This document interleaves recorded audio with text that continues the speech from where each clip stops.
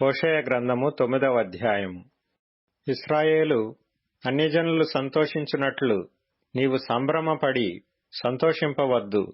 నీవు నీ దేవుని విసర్జించి వ్యభిచరించితివి. నీ కళ్ళములన్నిటి మీదనున్న ధాన్యమును బట్టి నీవు పడుపు కూలిని ఆశించితివి. కళ్ళములు గాని గానుగలు గాని వారికి ఆహారమునియ్యవు. క్రొత్త ద్రాక్షారసము లేకపోవును. ఎఫ్రాయిమీయులు ఐగుప్తునకు మరలుదురు. అష్షూరు దేశములో వారు అపవిత్రమైన వాటిని తిందురు. యెహోవా దేశములో వారు నివసింపకూడదు. యెహోవాకు ద్రాక్షారస పానార్పణమును వారర్పింపరు. వారర్పించు బలుల యందు ఆయనకిష్టము లేదు. వారు ఆహారముగా పుచ్చుకొనున్నది ప్రలాపము చేయువారి ఆహారము వలెనగును. దాని భుజించు వారందరూ అపవిత్రులగుదురు. తమ ఆహారము తమకే సరిపడును గాని అది యెహోవా మందిరములోనికి రాదు. నియామక దినములలోను యెహోవా పండుగ దినములలోను మీరేమి చేతురు?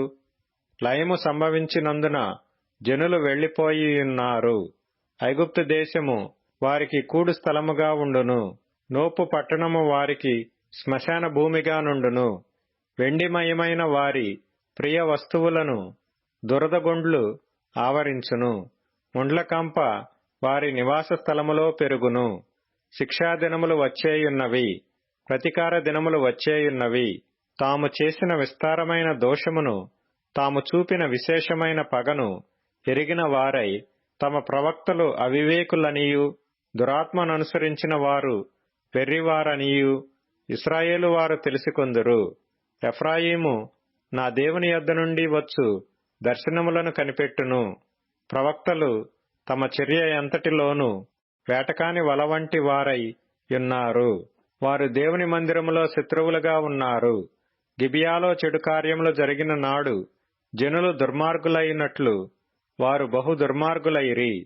యెహోవా వారి దోషమును జ్ఞాపకము చేసుకొనుచున్నాడు. వారి పాపములకై ఆయన వారికి శిక్ష విధించును. అరణ్యములో ద్రాక్ష పండ్లు దొరికినట్లు ఇశ్రాయేలు వారు నాకు దొరికిరి. చిగురుపెట్టు కాలమందు అంజూరపు చెట్టు మీద తొలి ఫలము దొరికినట్లు మీ పితరులు నాకు దొరికిరి. అయితే వారు బయల్పెయోరు నొద్దకు వచ్చి ఆ లజ్జాకరమైన దేవతకు తమను తాము అప్పగించుకొనిరి.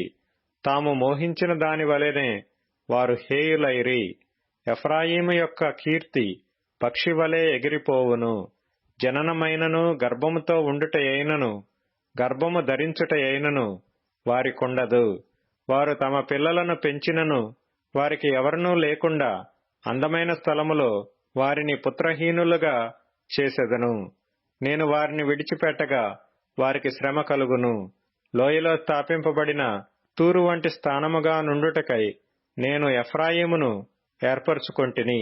నరహంతకుల కప్పగించుటకై అది దాని పిల్లలను బయటకు తెచ్చును. యెహోవా వారికి ప్రతీకారము చేయుము. వారికి నీవేమి ప్రతీకారము చేయుదువు? వారి స్త్రీలను గొడ్రాండ్రుగాను ఎండు రొమ్ములు గలవారిని గాను చేయుము. వారి చెడుతనమంతయు గిల్గాలులో కనబడుచున్నది. అచ్చటనే నేను వారికి విరోధినైతిని.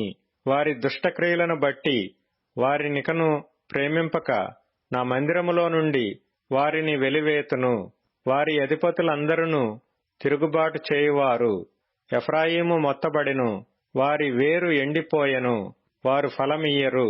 వారు పిల్లలు కనినను వారి గర్భనిధిలో నుండి వచ్చు సొత్తును నేను నాశనము చేసెదను.